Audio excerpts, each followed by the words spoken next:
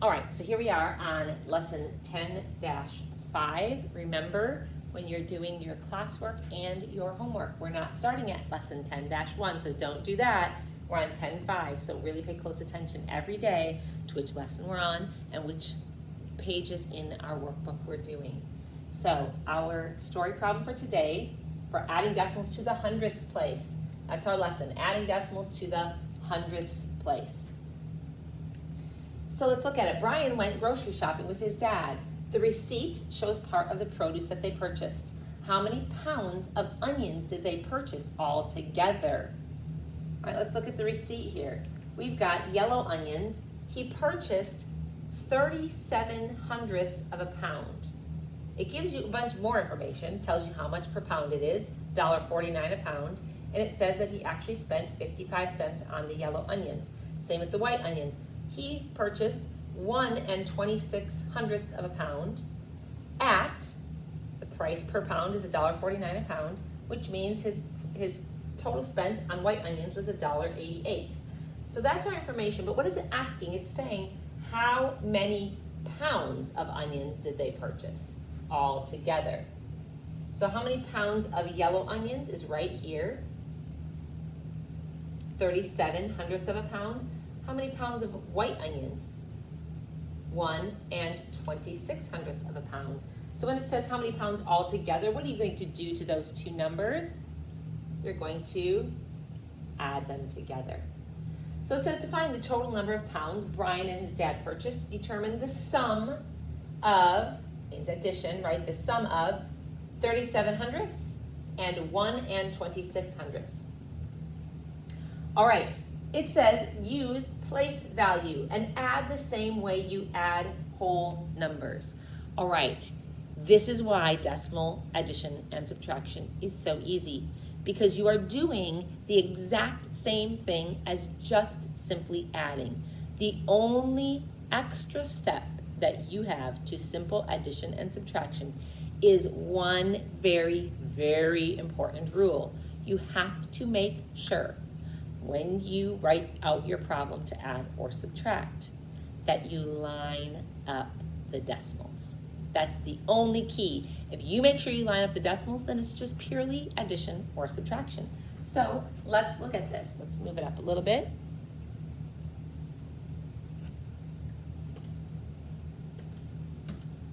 Okay, line up the decimal points. So we had 37 hundredths and 1 26 hundredths. So you can see right here that the decimal points are right on top of each other. Once you have them lined up on top of each other, you are simply adding and subtraction. You're adding the hundredths group, the tenths group, and the ones group. So let's do it over here. I'm going to actually switch really quick to my whiteboard, and let's do that. We have 37 hundredths plus 1 26 hundredths. If you make sure that these decimals are lined up, including your answer, then all you're doing is simply adding. 7 plus 6 is 13. 2 plus 3 is 5 plus 1 is 6. 1 plus 0 is 1. So your answer is 1 63 hundredths. Right? That is pretty simple. I think you guys have got that. In our book, they use models still at this point in adding and subtracting decimals. We are not going to do that. So I'm pretty confident that you guys can just do it at this point using numbers instead of manipulatives. So we're going to leave this part and not do it right now. We'll head back into that and the concept of that later. But for right now, while I'm gone, I'm just gonna, excuse me, I'm gonna have you do the actual addition and subtraction. Just computing it on paper. So our answer is confirmed down here, 1 63 pounds of onions. That's as simple as it is. We are going to do some examples.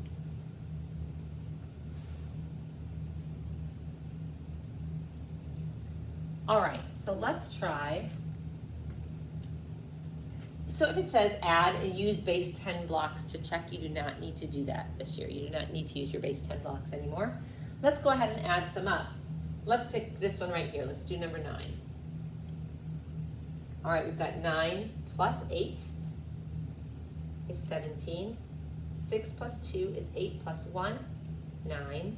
Bring down those decimals and then add your 1 spot. All right, fairly simple. Here is the only place where it trips people up. So this is really what you have to focus on. Look at these numbers. Look at how they're lined up.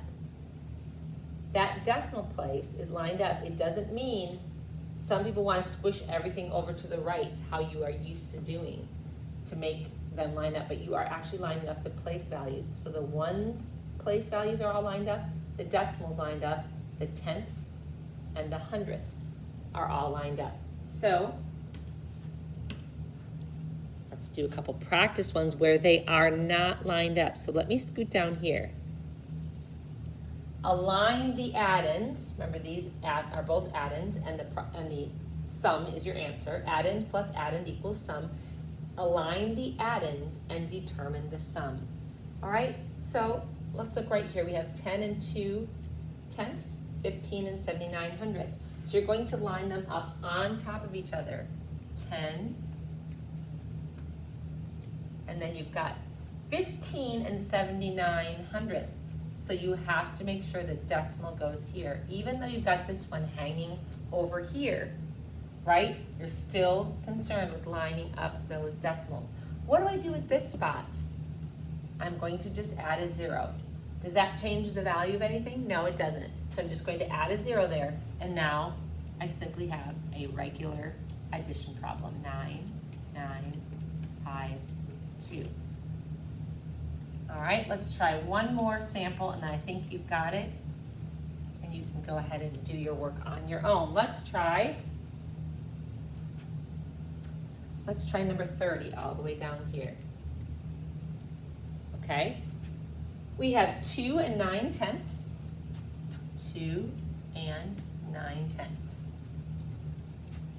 We've got 1/100th, 0.01. Again, look, it doesn't matter that they're wonky on this side. What matters is that the decimals are lined up. And we've got 1 and 65 hundredths. We add 5 and 1 and get 6, 9 and 6 and get 15, and we get 4 here, 4 and 56 hundredths. All right, I think you've got that down pretty well. Go ahead and get to work on your classwork and your homework.